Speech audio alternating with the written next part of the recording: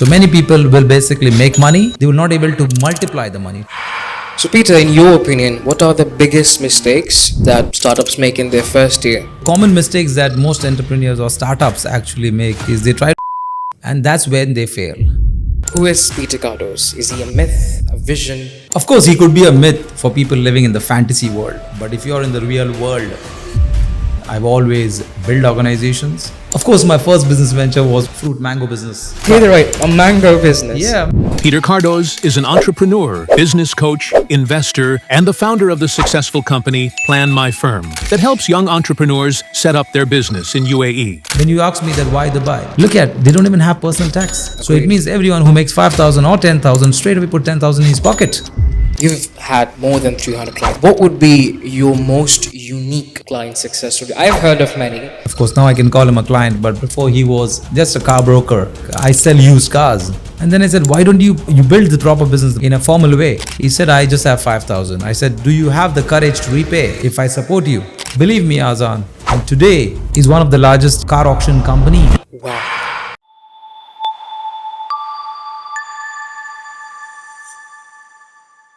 So we're back again with another podcast because our last podcast, everybody loved it.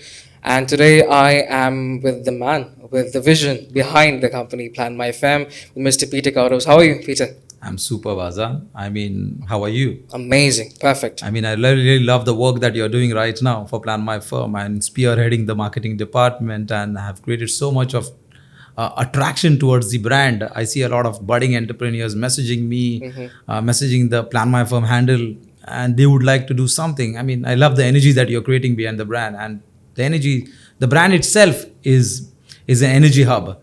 Agreed. So I think I really love the work that you're doing, and congrats to the work that. Nonetheless, you are my powerhouse. The ideas that you give me, it's very unique, and today I finally managed to get a bit of your time to share the mindset, the creativity behind this organization. So let's starting up. I'm going to start with a very simple question. Who is Peter Cardoz? Is he a myth, a vision, idea? What is he? Of course, he could be a myth for people living in the fantasy world. But if you're in the real world, then he's a real guy. I mean, someone who embodies vision and innovation in the corporate world. I love building organizations, nurturing them, and scaling them to a different revelation, to a different level. So, of course, this is what I basically made myself for. I mean, I've always built organizations and helped them to revolve around the corporate world and build an entrepreneurship journey for the entrepreneurs. Right. So, seamlessly, you say that for many it's a myth, for you are a myth. But how would you, break it down in a myth manner?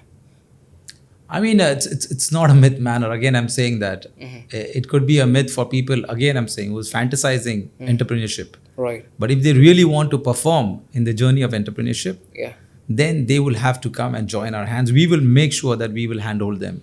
Right. And that's where the myth breaks into reality. Exactly. And that's where the real world journey starts for them. That's where the vision comes into the reality. That's where the vision actually is basically engraved in the books. Agreed. Or till that time, it's only a myth. Right. So, moving on forward, the next question would be, as you're already running a very large corporation, the next question for me would be, what was your first ever business venture? Of course, my first business venture was when I was like almost 18, 19, when I used to go to maybe a study school, and in my off holiday times of 3 months, me and my friends used to figure out some venture during the vacation period. And that's when I started one small fruit mango business. And Whoa. and then it was just for a seasonal business. Did I hear that right? A mango business? Yeah, mango business. Whoa. Basically. A seasonal mango business, which basically just to cover the season. Right. And it was during my vacations, the annual vacations. When you were a student? Yeah, when I was a student. Right.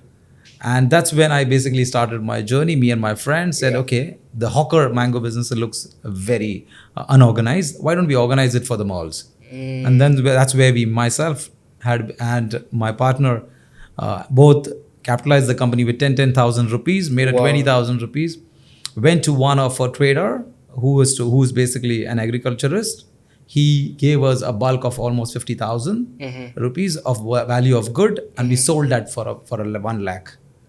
That's where the journey started. 20K to 1 lakh rupees. Yeah. And technically, I mean, the whole season I closed about maybe 2 lakhs. Wow. So from 20, so it was this was the journey. I cannot. And it's just the business started for 3 months and it ended in that 3 months period. When you said selling mangoes, it just hit me like a Yeah, truck. I mean, you could do any business. Yeah. If entrepreneurship, if you're actually inborn as an entrepreneur while you're working, and then you move on to the journey of entrepreneurship, you will figure out that, boss, there are some hidden mindset qualities that you already have. That is basically you go all out there to express your mind. So you just got to take the leap of faith. You That's have it. to take the leap of faith on your mindset. But of course, pure luck will not work. Yeah.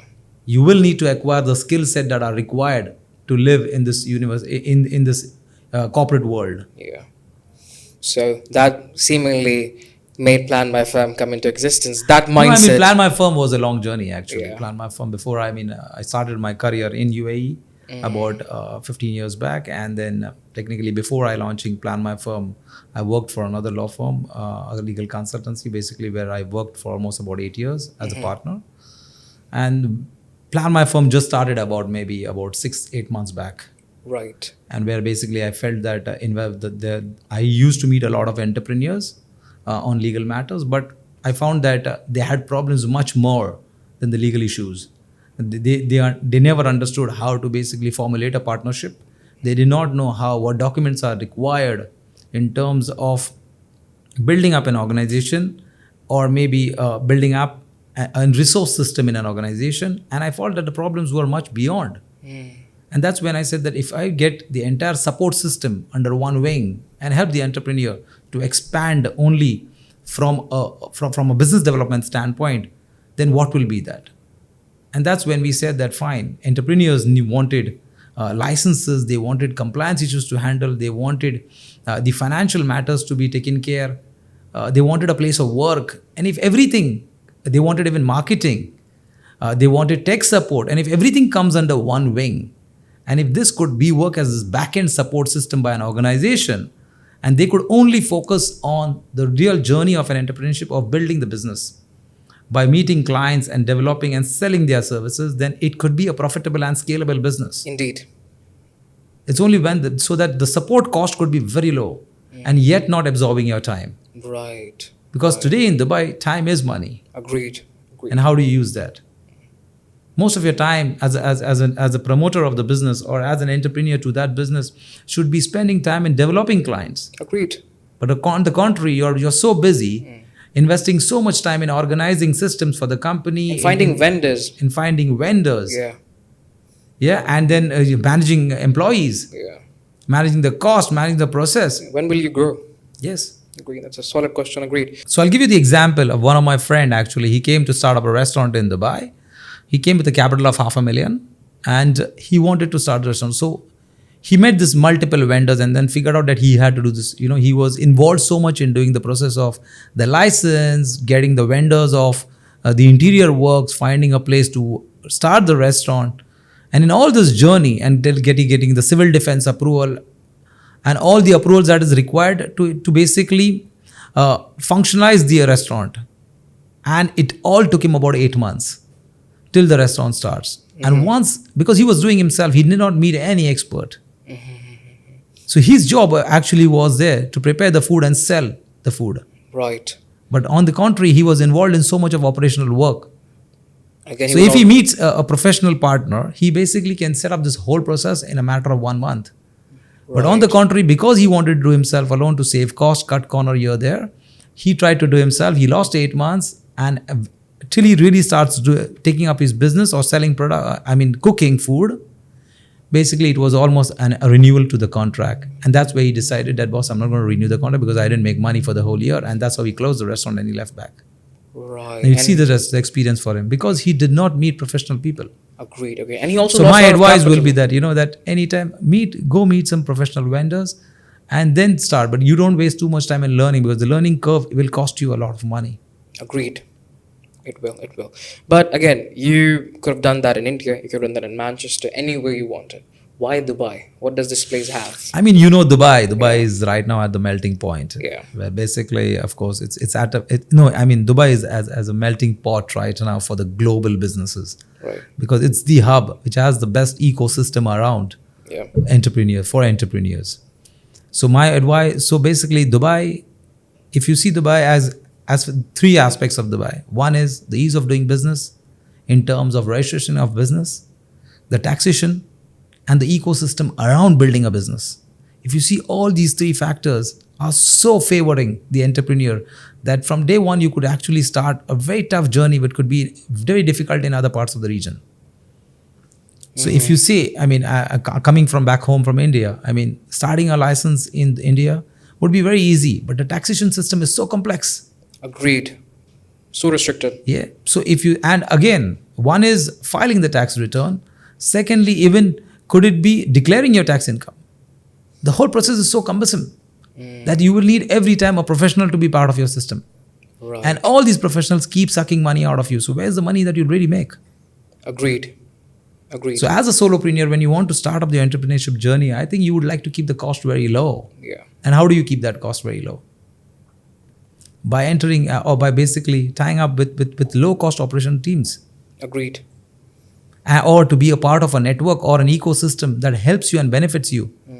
Simultaneously. Yes. On all ends. Agreed. Agreed. Yeah. If you see the average taxation in the globally is between 20 to 40%, and look at Dubai, it's 9%, which is still substantially low. Yeah. Agreed. On all ends. Yeah. On all ends. It's fairly less to what I'll be giving in Pakistan. That's what I'm saying. Yeah. So it means even after being so low, taxation schemes, I mean, these taxation schemes do benefit the entrepreneur. It's the laws also. Tell me the countries that basically, I mean, again, when you ask me that why Dubai, they don't even have personal tax. In my country, there's even personal tax. Yeah. So it means a salaried employee pays tax Agreed. for the income he makes. Not only corporates, but even the personal tax is not there. So it Agreed. means everyone who makes 5,000 or 10,000 straight away put 10,000 in his pocket. Yes. Exactly. These are the benefits which people do not realize, but that's the fact. All this is wealth building. So, Peter, in your opinion, what are the biggest mistakes that startups make in their first year? See, Azan, the common mistakes that most entrepreneurs or startups actually make is they try to do everything in one time. Agreed. And that's when they fail. So, of course, when an entrepreneur wants to start an entrepreneurship journey or would like to build a business, of course, there are two factors to it. One is the mindset and second is the skill set. Of course, by starting a company, he has the mindset to go there and start a business and take that risk. But does he have the skill set? When you talk about skill set, again, we are talking about his skill set and the skill set that are required for the business. So he could have some genius skill sets that actually pushed him to start the business. But what about the blind spots? He will need to have those skill sets to mitigate those blind spots. Agreed. How do we do that? So if I'm a great sales guy, but don't have finance knowledge, don't have operational knowledge, don't have marketing knowledge, those are other functions of the business that are required. So I will need to know some sort of knowledge in those departments too. Because if I'm captaining this ship, then I would need to know all the knowledge in all the departments. I would have to know at least some knowledge in all the departments so that I can guide my managers, or at least my managers will know what I'm doing. Agreed. Or at least I should know what my managers are doing. Right. So I cannot just walk in saying that, boss, I have no idea about what the finance guy is doing. His job is to do the accountancy and raise money. No, you will need to raise money yourself. Agreed. And this is actually what I've heard commonly, that these mistakes are happening because a lot of the entrepreneurs, they have no idea what the team are doing. Just spending money, just like you say, Zan, is not art. It's to how to build wealth and then sustain it. So in your opinion, how would you suggest someone to build wealth and actually sustain it? Again, of course, building wealth is a separate exercise. Agreed. CP, I mean, the function of generating revenue is different from holding revenue and multiplying revenue. So technically, the function of generating money is different from holding money and multiplying money. Multiplying money is called wealth creation. Right. So many people will basically make money for spending, maybe for on lifestyle. Right. They would not even able to hold, and even if they hold, they are using this money for some other work. Right. They will not able to multiply the money. Till you don't multiply the money, money will not generate into wealth. So wealth creation is a very different exercise. Here we are only talking about entrepreneurship of at least having control on the revenue, Agreed. of making money. Then holding and deploying money is different, Art. Mm-hmm. Of course, as an entrepreneur, you will need to know how to make money and deploy money. Of Right. course, if he wants to do wealth creation, he could do that as multiplying money and on the asset class that are available. Then again, the art of choosing the asset class is a different exercise altogether. Agreed. Agreed. So, moving forward, you see Dubai is growing a lot, right? In your opinion, as an entrepreneur, as the founder of multiple companies, what do you predict for Dubai's landscape, business landscape, for the next 10 years? Again, Dubai will continue to grow because of its innovation and because of its eco-friendly system, or basically you could say a business environment, business friendly systems. So Dubai is going to continuously grow. There is no doubt in that. Agreed. So if you are not in Dubai, either to build business, either to invest money, or either to buy real estate, then you are losing time. Yeah. Because Dubai will continue to grow because they are growing on innovation and sustainability. Right. If you see both the facets of development are covered by them. Agreed. So Agreed. that's why it's one of the most attractive places in terms of travel, tourism, to do ease of doing businesses, and to basically explore networking, explore opportunities, network with high level individuals. It sure did attract me, as a matter of Yeah. fact, because I grew up in this place, and for a very long time, I've seen this place grow from nothing to everything. Of course. It's a beautiful place to start working, and if you have a startup in Dubai, come on, you are at the center of the world, diversely populated Again, their currency is individuals. pegged with dollars, so Agreed. there is no risk of currency depreciating. Yeah, Secondly, you look at the other parts of safety standards. Yeah. Secure. Yeah, of course. You could actually, your one of your house member can come at 3 in the morning, and you could still sleep calmly without even bothering. yeah, So, I mean, not all countries across the globe offer this sort of security. So, and Dubai is always in the first 3 or 4 places. as even far for as- security in terms of investments as well. Of course. In any place, Dubai offers you untangible security on all aspects. Because it's a fully developed ecosystem, business ecosystem. Agreed. So technically every business is well organized. Right. So there's an organizational structure for money to pool in and to money to deploy to vendors and to recover them. The judiciary is very robust. Straightforward, pretty Yes. straightforward. Yes. The laws are very transparent for you to do business. Agreed. The process of registration of business licenses are so easy. There are multiple licensing authorities in different jurisdictions that offer different pricing and helps you to basically start. Now you could even set up a business in about 6,000 dirham. Yeah, plainly. I mean, what more they can offer? Yeah. As Sharjah, look at Sharjah. Sharjah SPC Yeah. offering 6,800. What more? You don't need a lot of money in your bank account. You don't need. Yeah. And then if you go to Plan My Firm, we offer actually through Tabby Yes. and 4 installments. 1,500 you can start a company. What more? Feels like a fever dream. 1,500 dirhams. You can Start your own company. My What God. more you need? A 90-year-old kid sitting in India can do it himself. Of course. It's amazing, outright amazing. But the big thing for me, as an entrepreneur sitting with you right now, when you were building Plan My Firm and you were building Legal House, you were building multiple companies, people love to point fingers. How did you handle with that criticism specifically? Again, I told you, as criticism will only come if you fail in the promises that, if you fail in delivering the promises that you have made. So for me, it's always like that you should only promise that you can deliver. Don't over-promise and under-deliver. And that's my style. My style is under-promise and over-deliver. And again, added to that is, wherever you find that you have flaws in delivering what you promised, you need to take feedback from clients and you have to take the hit on the chin and move ahead. There's nothing more to it. It's Nothing. You that have to simple. accept your mistake, Yeah.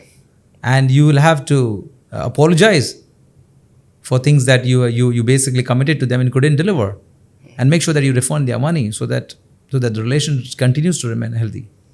Agreed. That's what. Agreed. Now, Plan My Firm for me as a marketing manager is a very unique concept. When I first sat down with you, it reminds me of something that can be a big part in the next couple of years, because I feel that it has immense potential of helping entrepreneurs on any scale. The question from my side is, how did this concept come to life, Plan My Firm? As I told you in my previous question, that when I was helping clients in forming companies for Legal House, I basically I figured out that entrepreneurs had much more nuances to the business world, and that's when I said that fine, we will need to build a better ecosystem in order to help them in the back end support.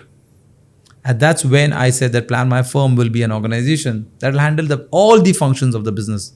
That wastes a lot of time of the entrepreneurs, and bringing all those functions of the business at a very economical price.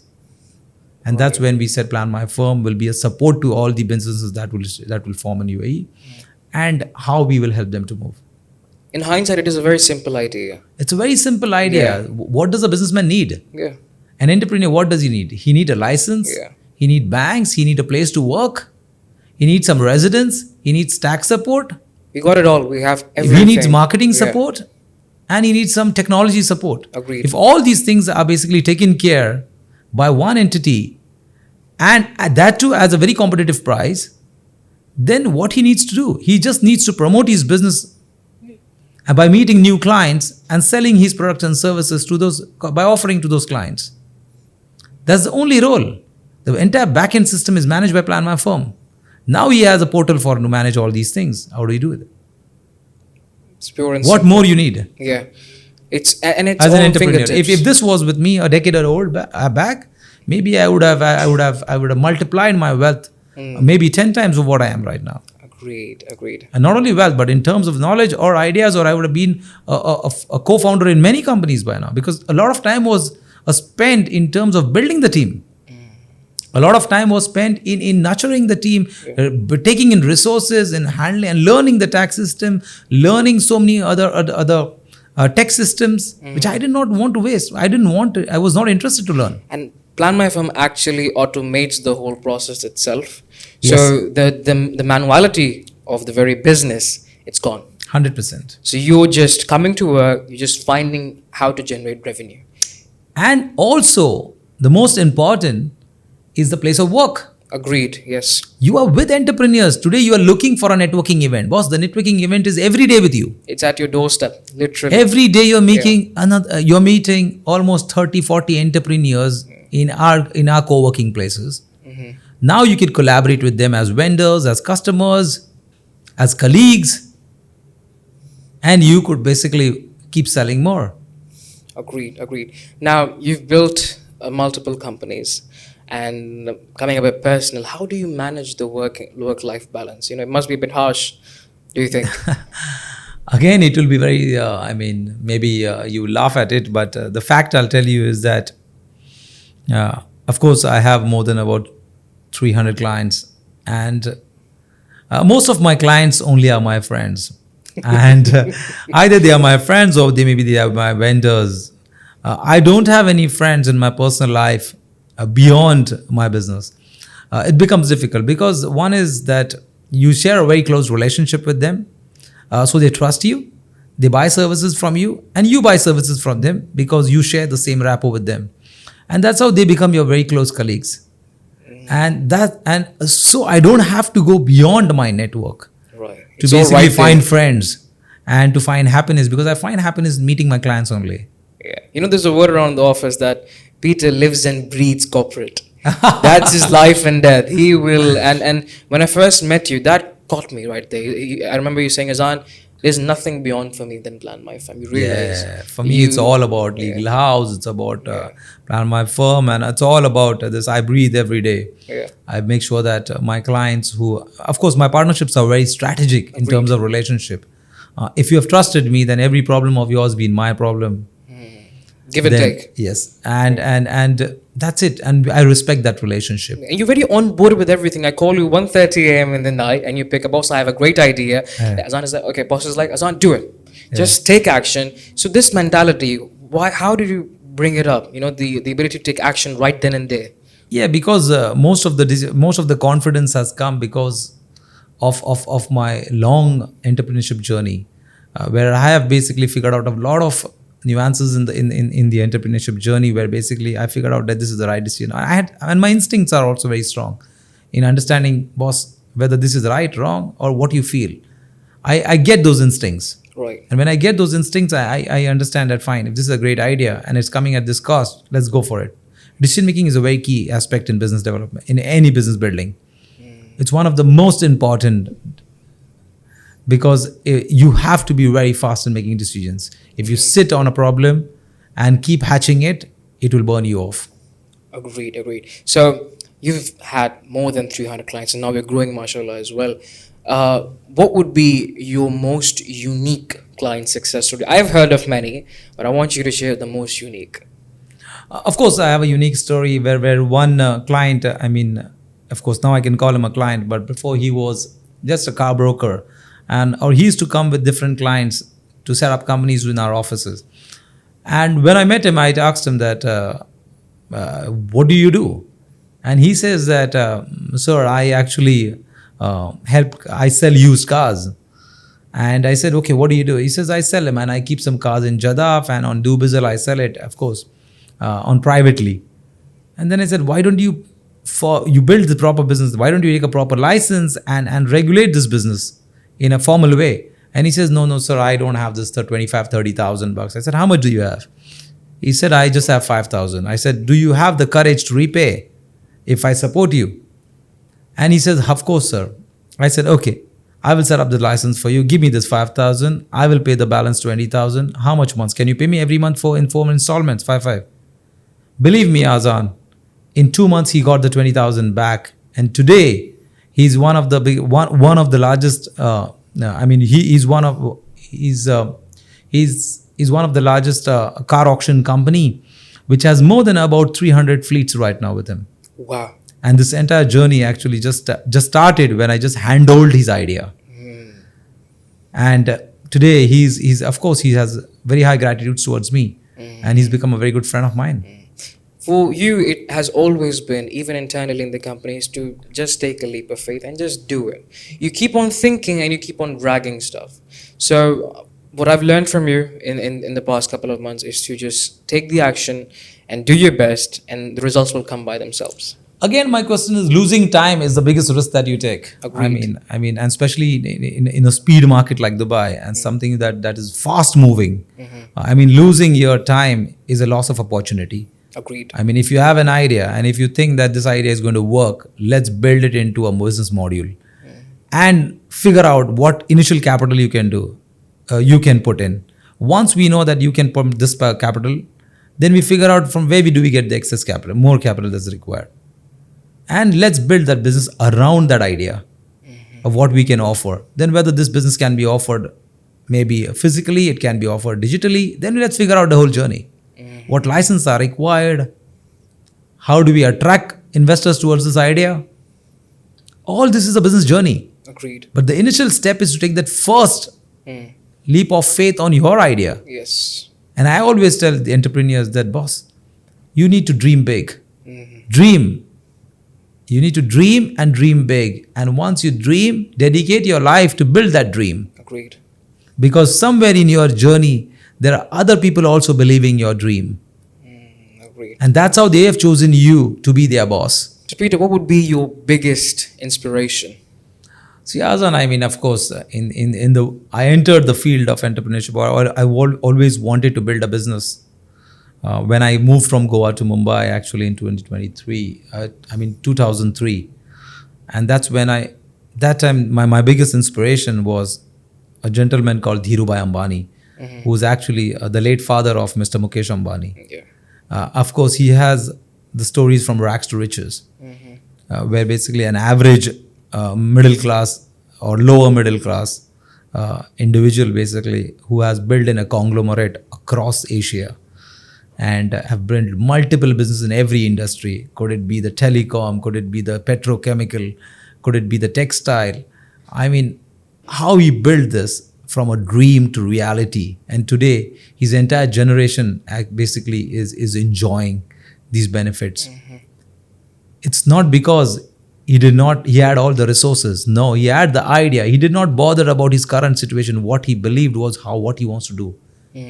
10 years ahead, 20 years ahead.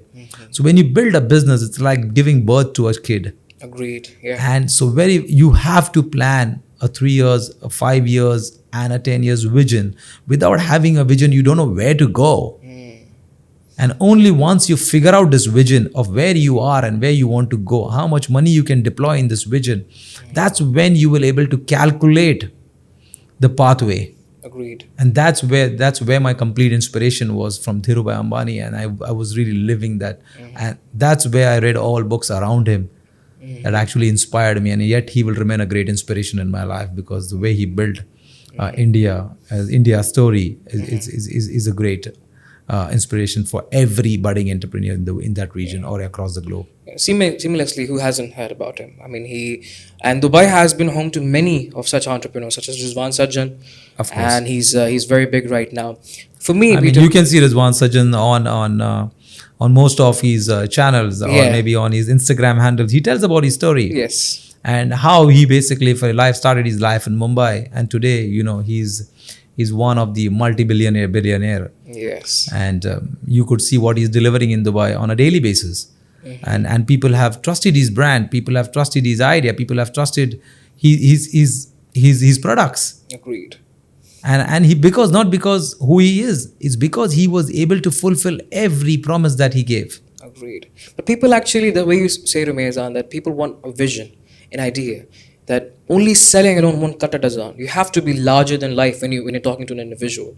So apart from that, being a CEO alone is not a job. It's about leadership. How do you define leadership in your own terms, the way you do it to us? See, leadership is more about clarity, first of all. Right. Again, when we close our eyes, if everyone in the organization is able to point in one direction, it means that's leadership. You are able to lead the vision of the company. Right. So you know what's your idea. People have appointed you because you are the best among all of them. And that's when the leadership qualities actually come into play. You will have to lead with examples. And you will handhold every employee that basically struggles in the process. You cannot say that, boss, do it, it'll happen. No. How to do it also sometimes you need to teach them.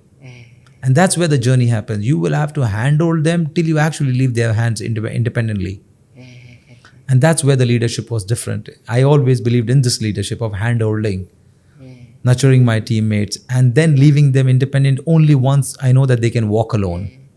Just firing them wasn't never the solution. No, You've that's always said, never- Mizan, give them guidance. Yeah. Lead them towards a path, but don't just leave them off. Yeah. Don't But be one more blind. thing, most important, entrepreneurs have to keep training their minds. Agreed. Because the ecosystem around the world is so dynamic that it's changing every minute, every hour, and every day.